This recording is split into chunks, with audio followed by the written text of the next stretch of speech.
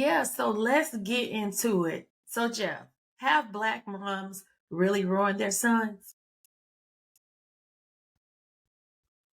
I'm going to answer this. I understand that this is a very touchy subject. And with a lot of your listeners, I'm assuming a heavy percentage of them are women and are moms. So the first thing I'm going to say is don't y'all treat me like y'all treating these Teslas out there. Okay. My short answer is yes, but they aren't the Ooh, only ones to blame. I think that okay. fathers, social media, feminism, entertainment and music industries, justice system, various levels of government and various lobbying groups pushing specific social engineering agendas are all a part of the reason for why black boys who eventually grow into black men, if they do, are part of the blame. I don't put it all on women or moms specifically, but I do think that they do have a part in why things have been going and declining. Yeah, Jeff, you raised a good point, and I agree with you. I never really noticed it before. Social media opens up a floodgate of things for you to be exposed to. And when men come into my comments, they can never just disagree with me if I'm talking about parenting type of situations.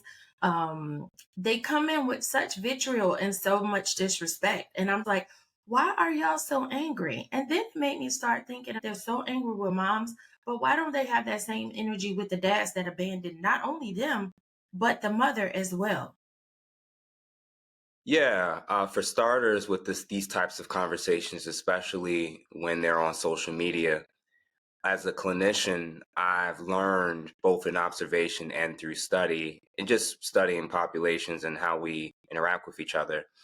It tends to be the case that when we're looking at the out group, we tend to want to generalize. And when we're focused on ourselves, we want to be treated as individuals. Mm-hmm. When women hear men say things about mothers, um, Mm-hmm. will, take it personally. But when they make comments about men, they have no problem Mm-hmm. generalizing, and vice versa. Oh, So yeah. that's actually what's being triggered is each time you hear something about your group, and if it doesn't Mm-hmm. apply to you, you're going to Mm-hmm. you're going to feel some type of way about it. So this is Yeah. when you're saying when women are exclaiming and saying how they're being treated by men, which really means Mm-hmm. men they chose. There's men Mm-hmm. who've never dated them and never been with them, and maybe haven't even done those specific things that they're referencing, and saying not all men do that, not all Okay. not all moms, not all dads. Yeah. What Yeah. that's where it's coming from, and both sides actually do it, unfortunately. Yeah, I agree that some moms, and I don't think it's just isolated to Black moms. I think it could be a mom from any background. And I do agree with the narrative that some moms do ruin their sons. So let's talk about how systemically Black homes have been impacted by incarceration, absence due to barriers, addiction, whatever it may be. Let's talk about that a little bit and how it has impacted our Black families and these young men that have grown up during this era and time as well.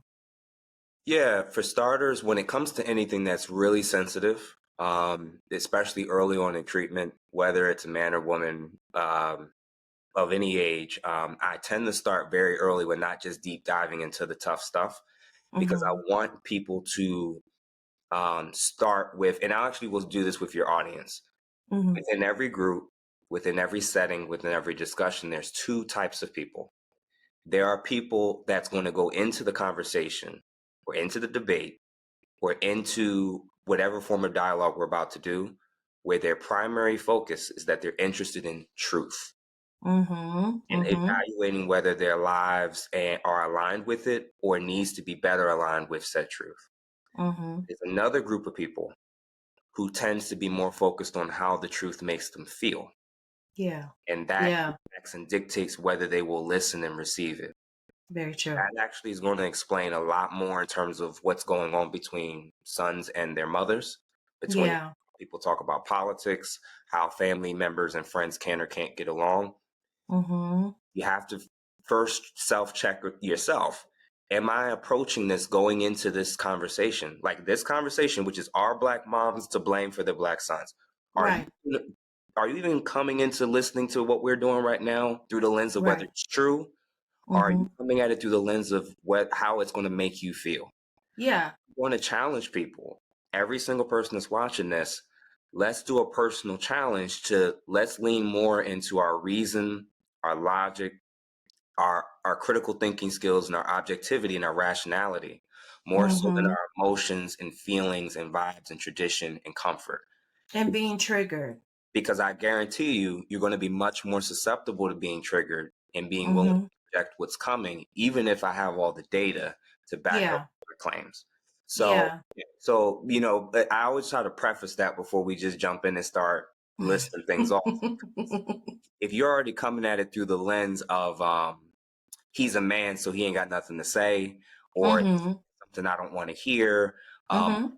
agree because I don't feel like this isn't going to be for you. So Right. Absolutely. my basic core initial principle with these types of discussions is going to be go where the truth takes us, adjust and recalibrate as needed, and Mhm. don't set the truth aside for the sake of your ego and feelings.